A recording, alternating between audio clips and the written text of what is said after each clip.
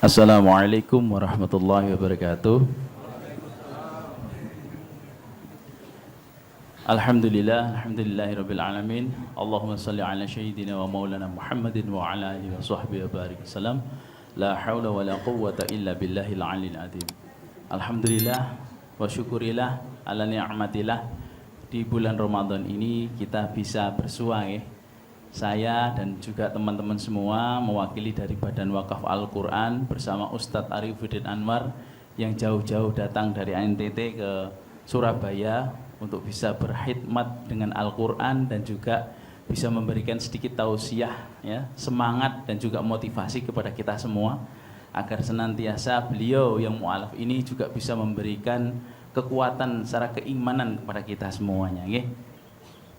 Dan harapannya nanti panjenengan semua juga bisa ikut serta mendukung program-program beliau yang benar-benar beliau eksis saat ini berdakwah di area Indonesia bagian timur.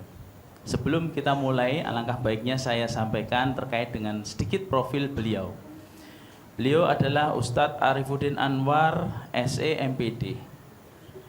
Beliau adalah dai mu'alaf dari terpencil, terpelosok, terluar area 3T. Beliau terlahir dari keluarga Nasrani yang taat. Sebagai keturunan juga beliau adalah penerus dari Kesultanan Ternate dan dari ibu beliau dari Kerajaan Katolik Larantuka, Nusa Tenggara Timur. Nah, perpaduan ketika itu beliau saat ini bisa hadir ya, di tengah-tengah kita. Alumni pesantren ternama di Jawa Tengah, di Solo. Dan beliau juga pendiri dan pengasuh pondok pesantren Ikhwatul Mukminin Adonara Nusa Tenggara Timur. Bersama beliau berkolaborasi dengan BWA hingga pada saat ini untuk dakwah di area timur, mengetaskan pendidikan dan juga kemajuan Islam di sana agar mereka itu tidak buta huruf Al-Quran, agar mereka senantiasa dekat dengan Al-Quran dan mereka menjadi orang yang beriman sebagaimana beliau telah menjalaninya ya. Mungkin demikian sedikit yang bisa kami sampaikan sebagai pengantar profil beliau ini. Dan untuk keberlangsungan acara agar lebih semarak, kita langsung saja memberikan waktu dan kesempatan kepada Ustadz Arifuddin Anwar. Assalamualaikum warahmatullahi wabarakatuh. Saya Arifuddin Anwar, biasa dipanggil Ustadz Arifuddin Anwar. Nama kecil saya itu Markus da Silva. Saya lahir di sebuah kota kecil, yaitu kota Larantuka yang dulunya adalah sebuah kerajaan berbasis Katolik yang dibentuk oleh Portugis. Maka embel-embel suku saya da Silva. Alhamdulillah saya masuk Islam sekitar tahun 80, kemudian belajar di pesantren di Solo, Jawa Tengah. Dengan background keilmuan pesantren, ditambah saya juga kuliah mengambil jurusan ekonomi manajemen. Maka di sini jadi bekal saya, di mana orang tua saya itu mereka dari jalur ayah, dari Kesultanan Ternate, delegasi Kesultanan Ternate. Nah, aktivitas saya dalam dakwah itu saya sering keluar, meninggalkan rumah, menuju ke pulau-pulau terpencil, kan umat Islam di sana kan cuma 9,2%. 86% di NTT itu orang Kristen, jadi 86% Kristen. Maka dakwah saya itu sampai ke pelosok-pelosok, ke pulau-pulau terpencil, menembus Pulau Timur, Pulau Solor, bahkan keluar dari NTT sampai di wilayah Kepulauan Sulawesi Tenggara, Sulawesi Selatan. Terus dengan aktivitas dakwah yang begini gencar, akhirnya saya berjumpa BWA pada tahun 2009. Nah, kenapa saya bergabung dengan BWA? Pertama, menurut saya BWA ini konsisten dalam wakaf. Kedua, BWA itu terbuka untuk semua kalangan. Ketiga, BWA tidak mengklaim aset. Keempat, BWA punya program yang jelas, bahwa setiap program itu bikin project. Nah, ini yang membedakan yang lain. Sehingga ketika BWA melangkah itu sudah jelas, ini mau ditujukan kemana sudah pasti. Saya kemudian diminta BWA tolong bantu juga untuk kampanyekan wakaf. Wah, aku lebih senang lagi. Kenapa? Bagi saya ada 3 kebaikan yang saya dapat. Yang satu yaitu kebaikan ketika saya mengajak orang berbuat baik. Berbuat baik dalam hal apa? Sedekah wakaf. Karena itu salah satu amaliyah, 50% amal terbesar untuk masuk surga itu adalah sedekah wakaf. Yang kedua yaitu saya menyaksikan kebaikan. Saya sebagai salah satu bagian dari nazir, saya turut berikrar dengan para wakif atas wakaf-wakaf mereka. Jadi saya menyaksikan. Yang ketiga, saya mendistribusikan kebaikan. Nah ini terbayang saya, Quran bapak-bapak berada di Jawa atau Sumatera atau di mana aja, tapi bisa didistribusikan ke seluruh negeri, dan saya salah satunya yang membantu distribusi. Nah maka saya mengajak, mari kita mungkin tidak punya kesempatan untuk bersilaturahim dan berkunjung ke seluruh pelosok negeri ini. Nah lewat lembaga terpercaya ini, mereka akan membawa amanah kita sampai ke pelosok-pelosok negeri, daerah-daerah terpencil, tertinggal, terpelosok. Nah maka saya mengajak, ayo, mumpung masih ada kesempatan kita hidup, tidak tahu apa sebentar mati atau besok, mari kita tumpulkan amal kebajikan kita, lebih-lebih wakaf. Kata Imam Nawawi, wakaf itu adalah sodaqotun jariyah.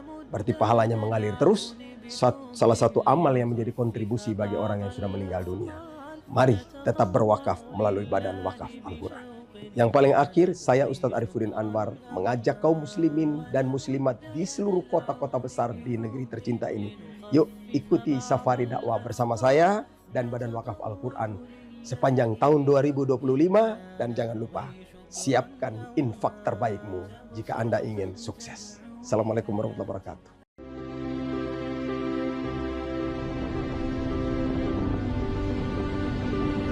Hari ini kita melakukan perjalanan pertama dalam mendistribusikan Al-Quran wakaf BWA untuk Sulawesi Tenggara. Perjalanan ini menggunakan kapal dakwah nelayan NTT bertolak dari Adonara, dan titik pertama yang akan kita distribusikan yaitu di Pulau Batu Atas, Provinsi Sulawesi Tenggara. Jarak dari Adonara ke Pulau Batu Atas hampir 150 mil. Ya, perjalanan ini dengan kecepatan kapal berkisar hanya 5-7 mil per jam. Jadi kurang lebih 24 jam perjalanan.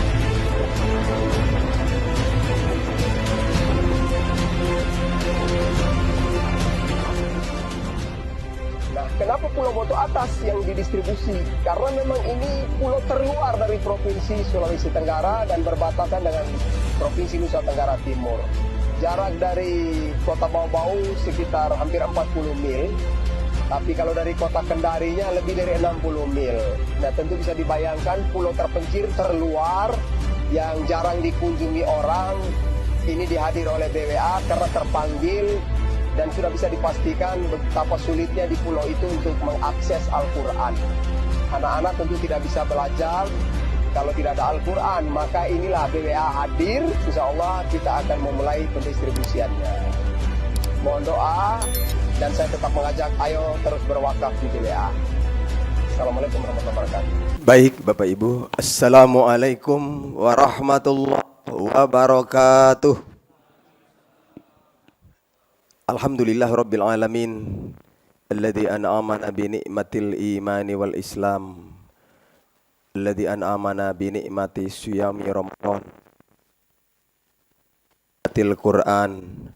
Asyhadu an la ilaha illallah wahdahu la syarikalah, wa asyhadu anna Muhammadan abduhu wa rasuluh. Allahumma salli wa sallim ala hadzal nabiyyikal karim wa ala alihi wa sahbihi wa sallam. Amma ba'du.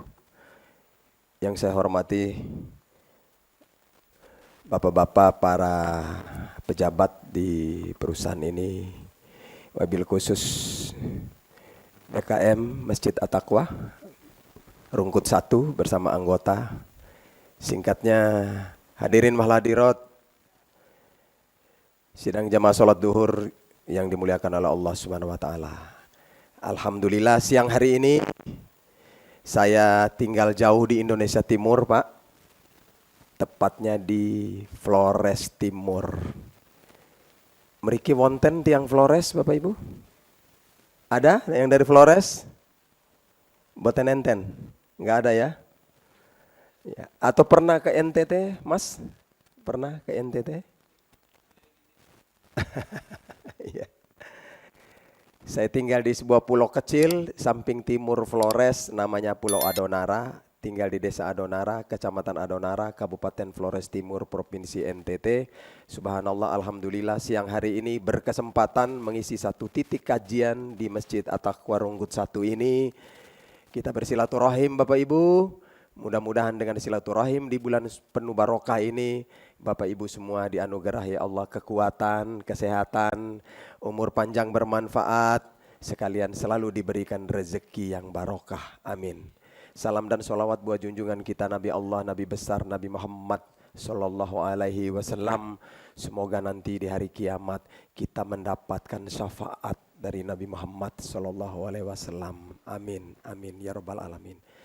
Bapak Ibu yang dimuliakan oleh Allah Subhanahu Wa Taala, saya sedikit berbagi cerita. Tentu tadi sudah dilihat di video tayangan tadi. Itu capaian per hari ini, video itu dibuat tahun 2021. Tapi tentu ini sebuah proses panjang yang saya alami dalam perjalanan dakwah sepanjang 38 tahun Bapak Ibu. Aku termasuk was tua ini Bapak Ibu ya. Sudah tua juga saya, mau 60 tahun Bapak-Bapak.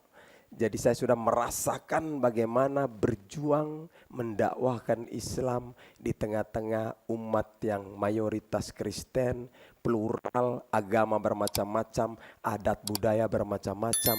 Kita awalnya tidak diterima, dicurigai dengan segala keterbatasan kita. Tapi saya berprinsip tampil elegan, tampil inklusif, terbuka, bisa merangkul semua pihak. Tidak membeda-bedakan satu dengan yang lain, beri motivasi, beri semangat, maka mudah-mudahan kita selalu bisa menunjukkan ternyata Islam itu hadir membawa rahmat bagi alam semesta. Sepakat Bapak Ibu? Nah Bapak Ibu, saya terbayang dulu berdakwah itu jalan kaki, masuk ke pelosok-pelosok. Kita kadang tidur di tengah jalan. NTT pada tahun 88, saya dakwah tuh awal 88 Pak.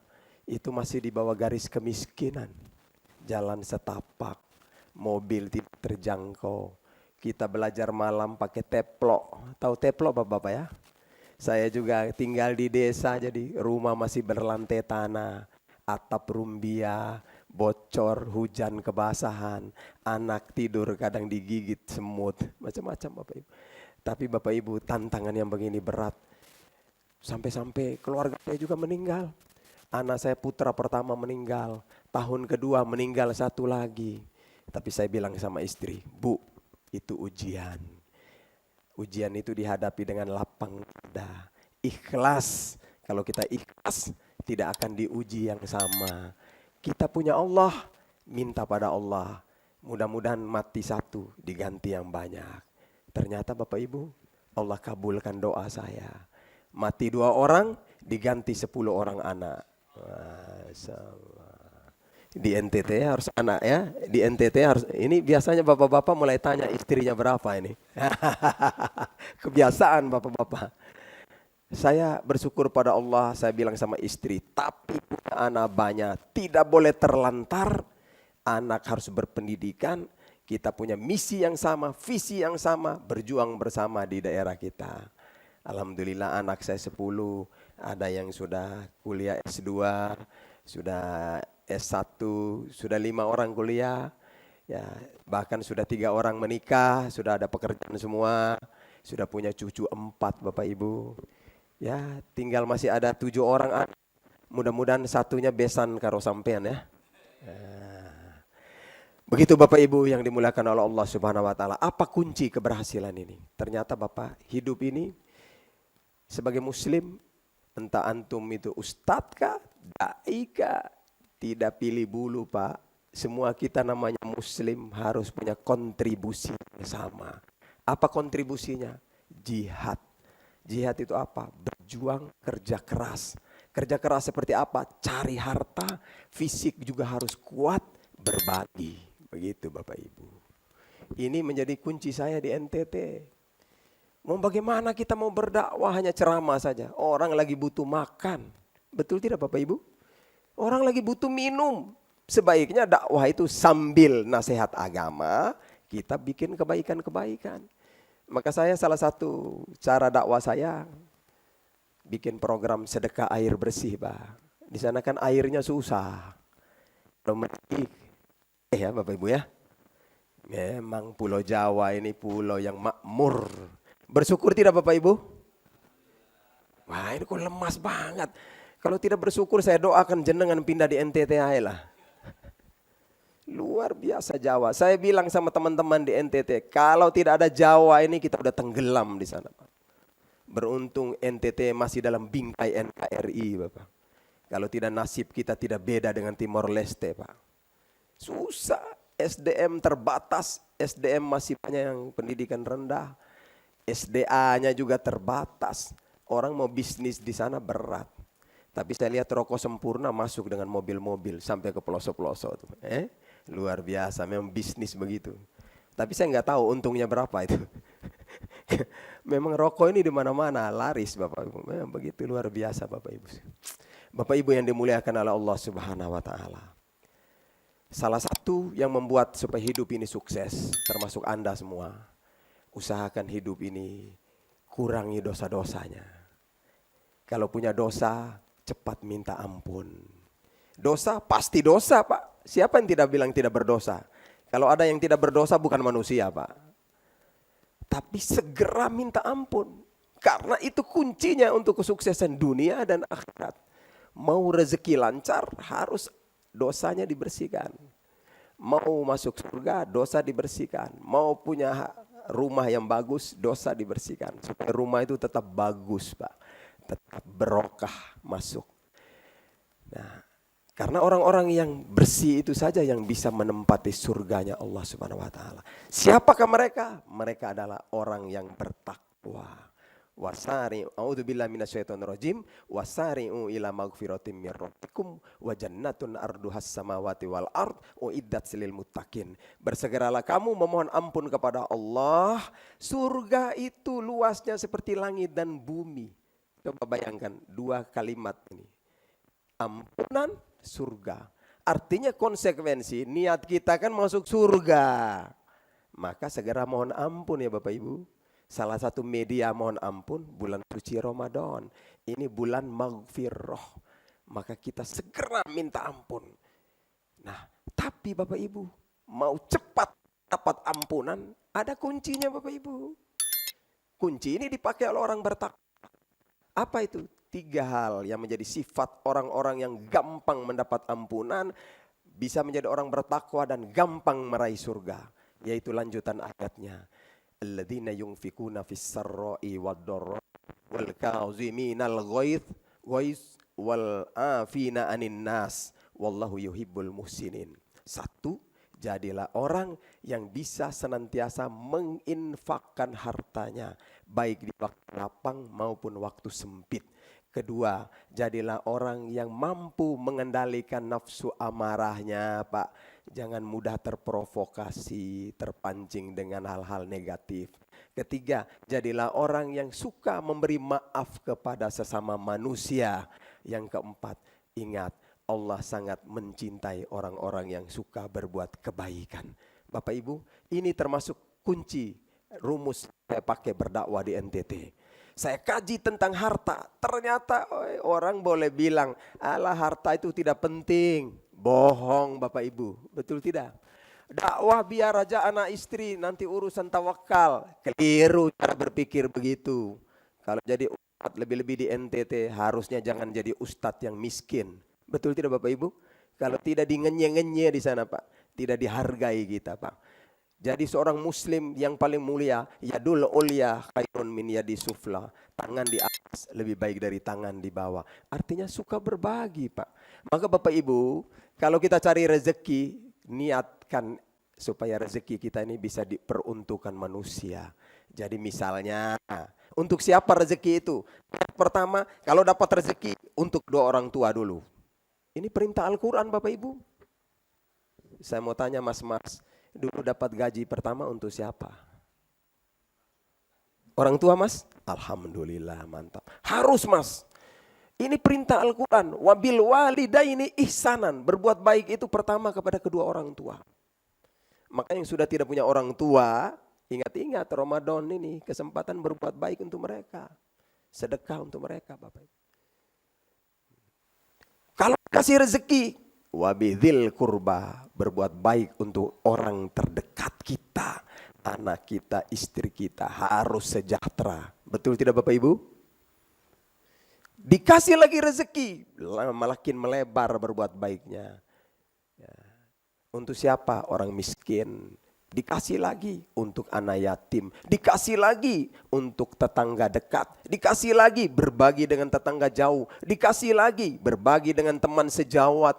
Ini kalau jadi manajer gajinya besar, gaji habis bulan THR, bila perlu bagi-bagi anak buahnya. Ini mas ambil ini ya, ini beli rokok, beli apa.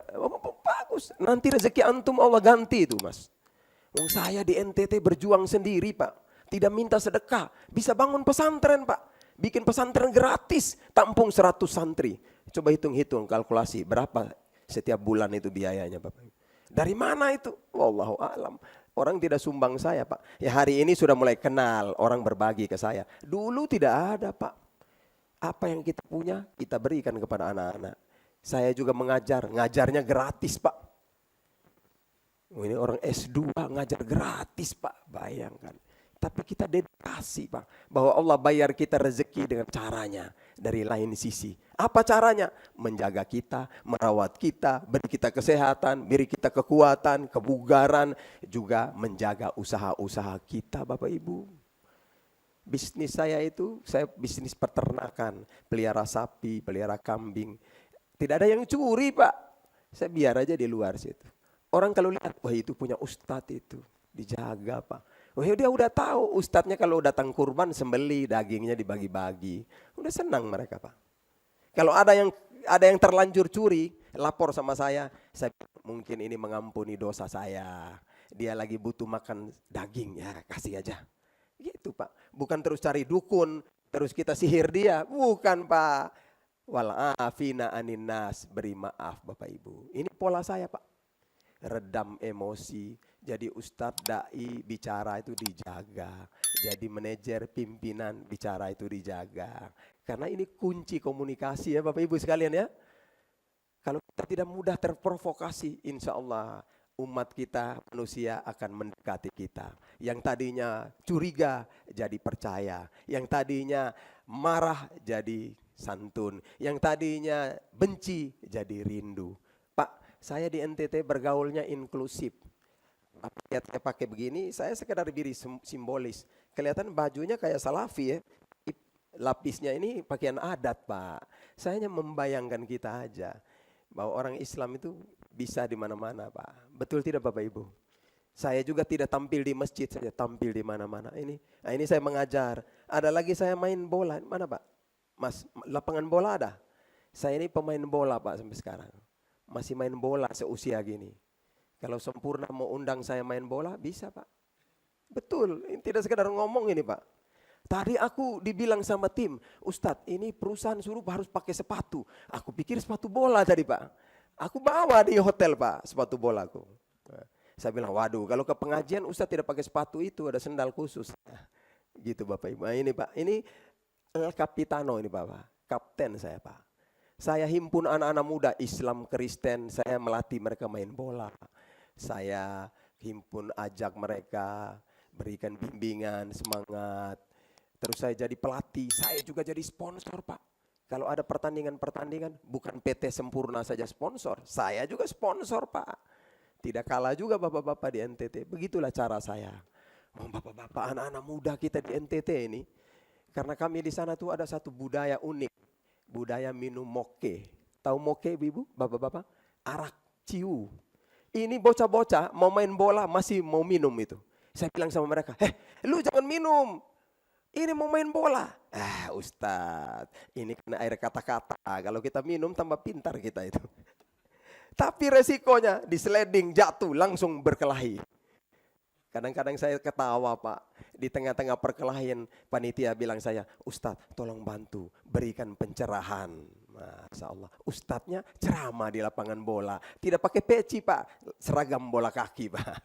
Begitu Bapak Ibu penampilan saya, maka Bapak Ibu jangan heran. Kalau suatu saat jenengan kebetulan survei ke NTT, mungkin perusahaan, ketemu saya Ustadz Arif, kita jalan di kampung-kampung, mau dengan saya promosi rokok, oke kita pergi di daerah-daerah itu biar Kristen bapak-bapak. Mereka angkat tangan, Ustadz. Saya pernah pulang ceramah tengah malam Pak, mobil saya itu dihadang sama anak-anak yang mabok itu. diseruduk, temannya lihat, itu Ustadz itu. Langsung dimarah, kau sembarang, itu Ustadz, pemain bola itu. Nah, Ustadz Arif, begitu dia lihat, Ustadz mohon maaf, teman-temanku lagi mabuk ini. Padahal dia juga mabuk, Pak. Terus apa dia bilang saya? Ustadz, hati-hati di jalan ya, malam baik Ustadz, selamat jalan. Ustadz jangan lupa, besok kita jumpa. Dia udah tahu jumpa di lapangan bola, Pak. Saya dalam perjalanan itu merenung. Tadi yang menyapa saya itu Markus, Petrus, Yohanes, Karolus, Yosef. Wong Kristen, Pak. Tapi panggil saya Ustadz, doakan saya. Kesimpulannya betul ya.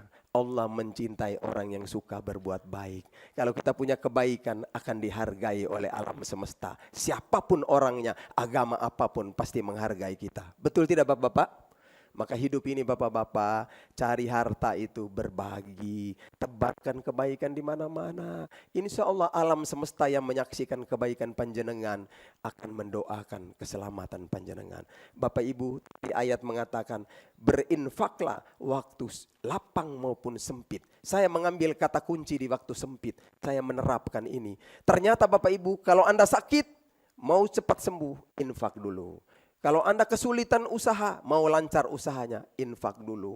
Anda punya utang banyak, bagaimana jalan keluar bisa bayar utang? Infak dulu, baru minta Allah. Begitu Bapak-Bapak. Kita aja mau masuk di sini lapor satpam dulu Pak ya.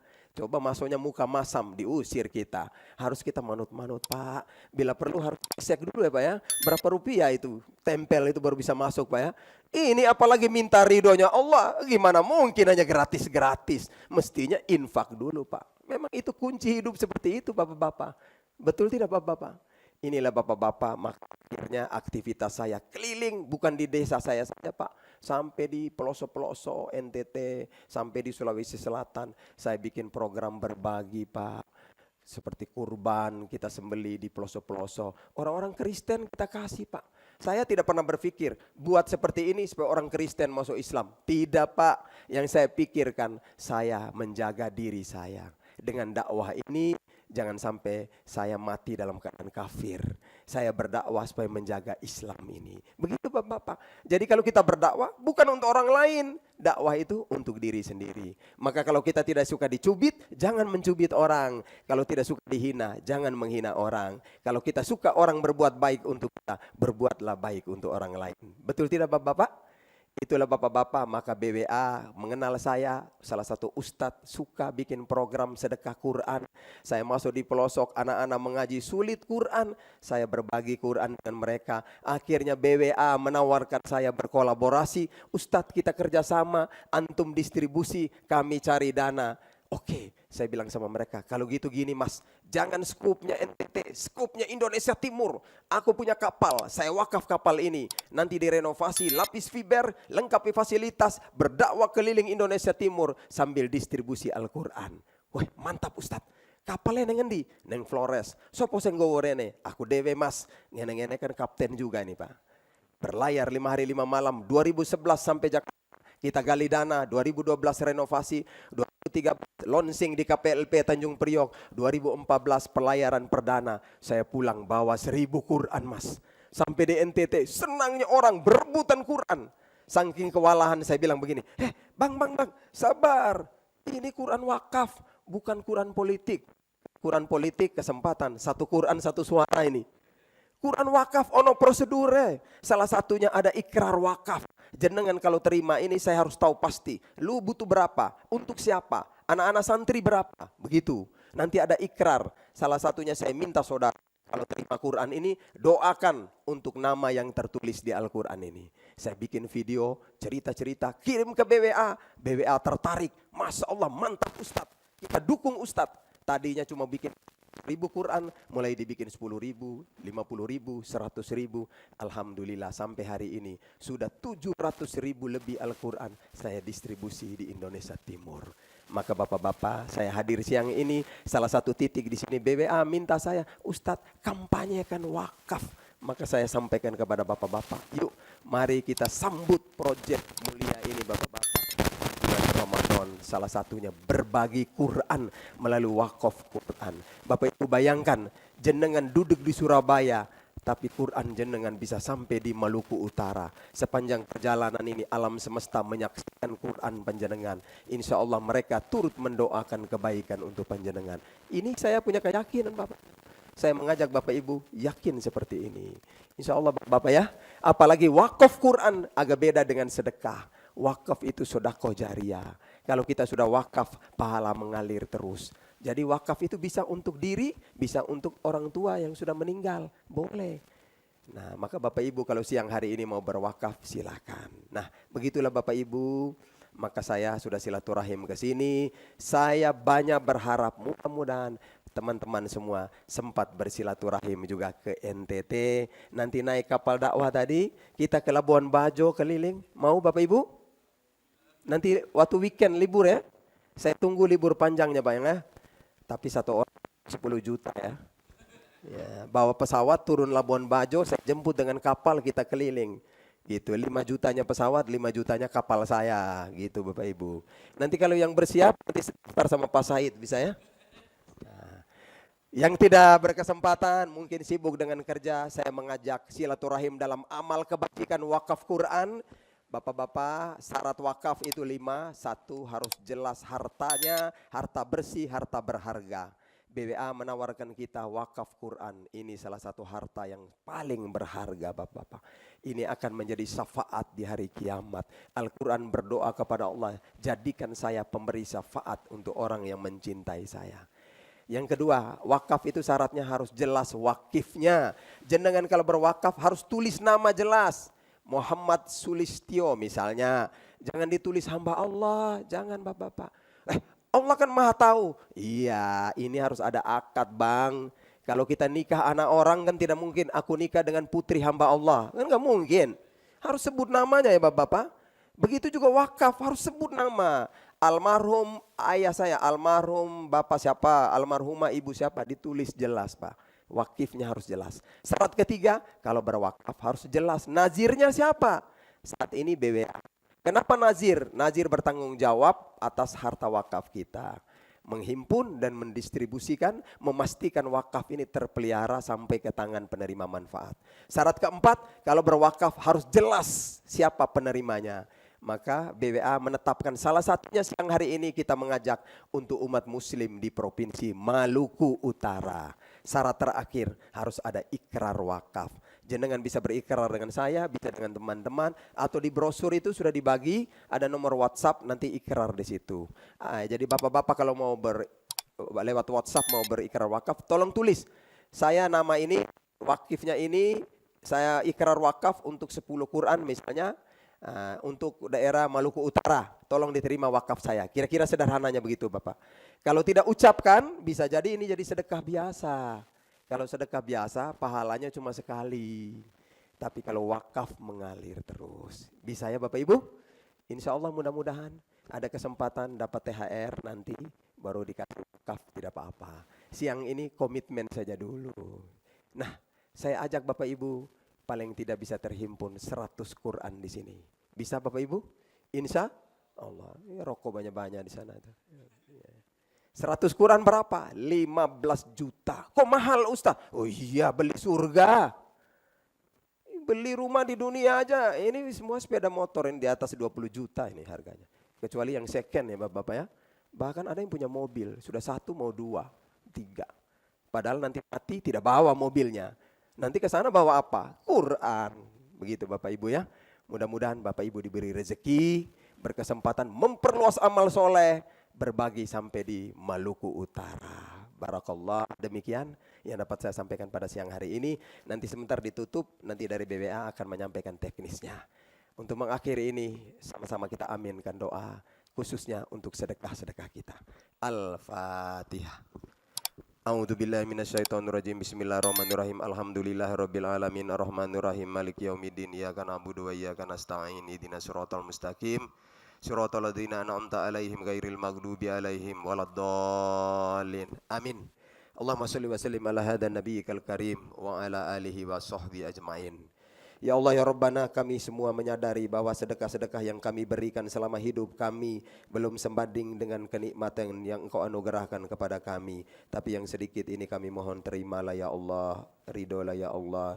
Jadikanlah sebagai asbab agar kami diampunkan dari segala kesalahan dan dosa-dosa kami. Jadikanlah sebagai asbab agar kami diberi kesehatan, diberi kebugaran, diberi kekuatan, diberi umur panjang bermanfaat, diberi rezeki barokah, diberi hidayah agar tetap istiqomah, diberikan keluarga sakinah mawaddah warahmah, anak keturunan soleh soleha, berjodoh soleh soleha.